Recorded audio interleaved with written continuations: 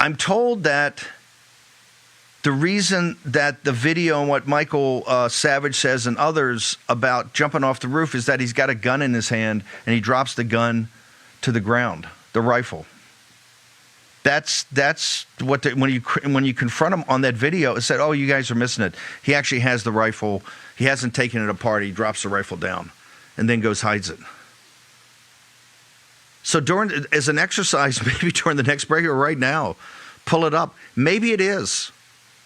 Maybe it is. It's just too fuzzy. I don't know, but the timeline makes no sense. Now they're putting out video that they got the guy walking around in shorts in the, because he had two costumes and walking around, or two sets of clothes walking around in the neighborhoods. Yet CNN played today again. CNN played the doorbell video we saw the other day where he's walking stiff-legged like he's got a rifle or part of a barrel or something in his pants. He's very stiff-legged. They played it again. So clearly that has not been refuted by the authorities. This is why this morning, first off, over the weekend, shifting this now not to a single murder, but actually to an investigation of a conspiracy. And as President Trump says, many investigations. He talked the other day about Soros in an investigation, the Soros involvement, all of it. I think you're going to see a much more sophisticated, much broader investigation into this.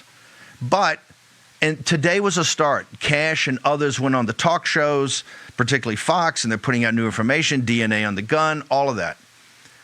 But what we need is a daily, daily meaning every day. And if you can't start today because it's too late, then start tomorrow. But every day we should have a briefing by the FBI and the Justice Department. And I understand if Cash and Pam have more things to do, then have other professionals do it. But take the center of gravity out of Utah and put it in Washington, D.C. with federal authorities. And you can still have, if you need to, zoom those guys in or cut to part of it, and maybe they could do part of it out in Utah.